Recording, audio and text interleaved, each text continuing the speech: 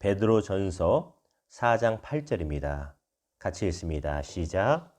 무엇보다도 뜨겁게 서로 사랑할지니 사랑은 허다한 죄를 덮느니라. 아멘. 다시 한번 읽습니다. 무엇보다도 뜨겁게 서로 사랑할지니 사랑은 허다한 죄를 덮느니라. 아멘. 오늘 말씀을 가지고 칼과 칼집이란 주제와 제목으로 주의 마음을 같이 나누기를 원합니다. 여러분 사랑하고 존경하는 이찬수 목사님이 계시잖아요. 제가 설교 때 들었는지 책에서 보았는지 아마 설교 때 들은 것 같아요. 사모도 같이 들었던 것 같은데 이찬수 목사님이 그 온유해 보이시는 목사님이 본인의 책상에 적어놓은 글귀 중에 하나가 이거라고 합니다. 논리를 버려라. 논리적으로 살지 말자. 뭐 이런 것이라고 그래요. 정확합니다. 기억이 안 납니다만 아마 그런 것 같습니다. 왜 논리적으로 살지 말자, 논리를 버리자라고 글을 붙여 놓으셨냐면 논리적으로는 목사님이 맞는 게 더 많습니다. 그런데 논리적으로 따지면 사람을 사랑할 수 없기 때문입니다. 큰 교회 목사님이고 존경받는 목사님이지만 피할 수 없는 것은 논리로는 영혼을 사랑할 수가 없다는 것입니다. 왜? 논리적으로 따지면 실력은 분명히 드러낼 수 있지만 부족하고 허물 있는 인생들을 품어줄 수가 없다는 것입니다. 우리가 이런 말 하죠. 나는 칼 같은 사람이야. 칼이 무엇입니까? 칼은 논리를 말합니다. 빈틈이 없는 것을 말하고 정확무언 것을 말합니다. 다른 말로 하면 실력 있는 것을 칼날 같다고 말합니다. 일처리 뚜렷하고요. 빠릿빠릿하고 정확합니다. 그런데 칼날 같은 사람한테 무엇이 없으면 칼집이 없으면 남을 상하게 하는 도구가 된다는 것이고 남을 상하게 할 뿐만 아니라 결국은 자신도 상하게 한다는 것입니다. 오늘 말씀의 제목이 칼과 칼집입니다. 성도는 칼 같은 실력을 반드시 가지고 있어야 됩니다. 그냥 은혜로 살아가 아니라 성도는 은혜 가운데 칼 같은 실력이 분명히 갖춰야 됩니다. 그러나 동시에 성도는 칼집 같은 사랑도 마땅히 더 품고 가지고 있어야 된다는 것입니다. 이 칼 같은 실력, 칼집 같은 사랑으로 풍성한 저와 여러분 되기를 주님의 이름으로 축원합니다. 자, 오늘 본문 한 구절 보면 베드로전서, 베드로사라가 보낸 편지죠. 우리가 주일날 강남비전교회 예배를 통해서 보는 것처럼 베드로전서는 마지막 시대 당시 환란이 극에 달했던 그 로마 시대를 살고 있는 성도들에게 보낸 편지 아닙니까? 특별히 카타콤이나 이런 데 숨어서 예배 드리던 성도들에게 보낸 편지가 베드로전서, 베드로후서 아닙니까? 베드로는 이 어려움에 처해 어려움 가운데 신앙생활을 하는 우리 성도들에게 편지를 써서 몇 가지를 권면합니다. 근데 7절에 보면 그렇게 말하죠. 만물의 마지막이 가까이 왔으니 그러므로 너희는 정신을 차리고 근신하며 기도할지니라. 기도하라는 것이에요. 어려움이 있을수록 정신 차리고 기도하라는 것입니다. 우리 옛말에도 호랑이 굴에 끌려가도 정신만 똑바로 차리면 산다고 하지 않습니까?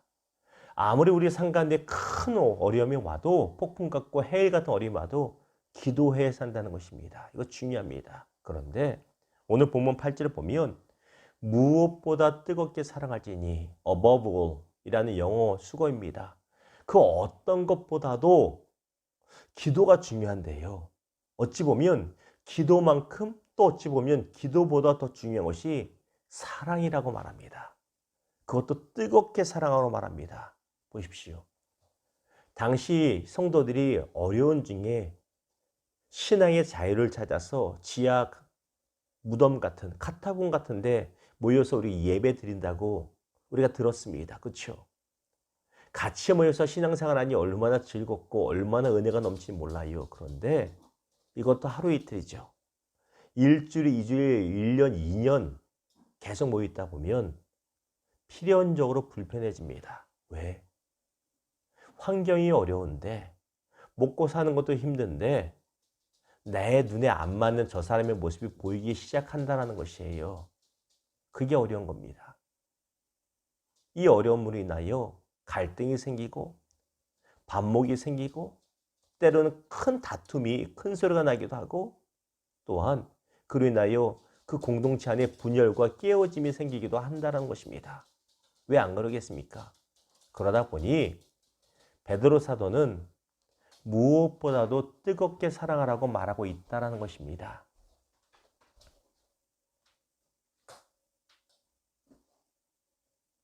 사도 바울이 사역하던 고린도 교회, 여러분 잘 아시지요? 고린도 교회에는 칼 같은 성도들이 많았습니다. 무슨 말이냐면 칼같이 은사가 뛰어난 성도들이 많았다는 것입니다. 방언의 은사는 기본이었고 예언도 하고 치유도 하고 참 은사가 많은 성도들이었습니다. 칼날이 선성교회입니다. 문제가 무엇입니까? 칼은 뛰어난데 칼집이 없어서 서로를 상하게 합니다.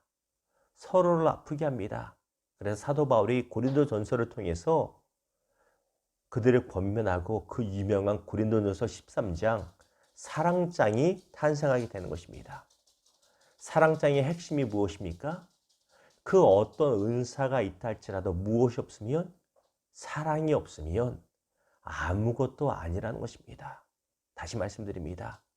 칼집이 있어도 칼날이 없으면 아무것도 아니라는 것입니다.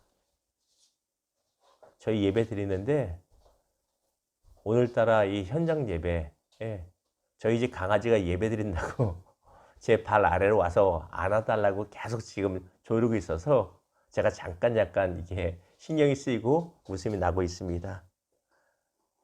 강아지한테도 사랑이 필요한가 봅니다.